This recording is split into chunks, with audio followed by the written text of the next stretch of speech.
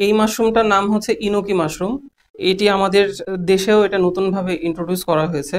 এটি China variety এবং হচ্ছে থাইল্যান্ড ভ্যারাইটি, দুটো ভ্যারাইটি আমাদের এখানে বর্তমানে আমরা চাষ করছি। এই মাশরুমটা কিন্তু খুবই সুন্দর দেখতে, এবং বিশেষ করে জাপানিজ এবং চাইনিজরা এটাকে কিন্তু সুশির সাথে এবং বিভিন্ন সময় তারা আছে, এবং বিশেষ করে ভিটামিন বি, এটার মধ্যে ভিটামিন বি পাওয়া যায়। এছাড়া এটির কিন্তু খেতেও মজা এবং পুষ্টিগুণ সম্পন্ন। আচ্ছা, বাটন মাশরুমটা আমরা কিন্তু দুই ভাবে করতে পারি। আমরা ট্রেতেও করতে পারি, লম্বা ট্রেতে, অথবা আমরা প্যাকেটেও করতে পারি। এখানে যে প্যাকেটগুলো দেখছেন এগুলো কিন্তু বাটনের প্যাকেট।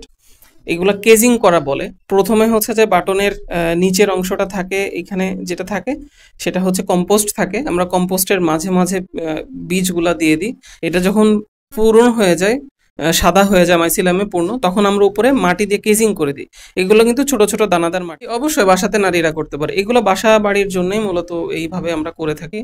আর ট্রেতেও করতে পারি। ট্রেতে যদি আমরা ছাদের উপরে ছায়াযুক্ত স্থানে আমরা করতে চাই, আমরা করতে পারি। বাটনের সবচেয়ে বড় বৈশিষ্ট্য হচ্ছে যে এটার জন্য কিন্তু আলো ওইভাবে লাগে না, সূর্যের আলো লাগে না। আমরা অন্ধকারেও কিন্তু বাটনটা করতে পারি। শুধুমাত্র একটু তাপমাত্রাটা একটু কম রাখতে হবে। মাশরুম যেহেতু ঘরের চাষ করা যায় এবং এটির জন্য কিন্তু তেমন জায়গার প্রয়োজন হয় না, সুতরাং আমাদের গ্রামের বা শহর অঞ্চলের বাসাবাড়িতে যারা থাকেন, অর্থাৎ আমাদের মহিলারা এবং কর্মজীবী মহিলারা হোক, ছাত্র ছাত্রী যেই হোক, তারা কিন্তু ঘরের মধ্যে এই চাষটা করতে পারেন, এবং এটির জন্য কিন্তু তাদের খুব বেশি পরিশ্রম করতে হবে না, খুব বেশি পুঁজিও লাগে না।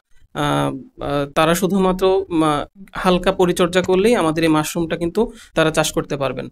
মাশরুম কিন্তু বর্তমানে আমাদের দেশের জন্য একটি লাভজনক একটি ফসল, এবং আমরা কিন্তু অনেকেই মাশরুমের সাথে এখন পরিচিত হচ্ছি, বিভিন্ন ধরনের মাশরুমের সাথে, এবং মাশরুমের চাহিদাও বাড়ছে। বিভিন্ন ধরনের রেস্টুরেন্টে আমরা পিৎজা খাই, আমরা কিন্তু বার্গার খাই এবং স্যুপ খাই, এর মধ্যে কিন্তু মাশরুম ব্যবহার করা হয়। তো আমার মনে হয় যে যারা মাশরুম চাষে আগ্রহী, তারা কিন্তু খুব সহজেই এটার মাধ্যমে আর্থিকভাবে সচ্ছলতা অর্জন করতে পারবেন।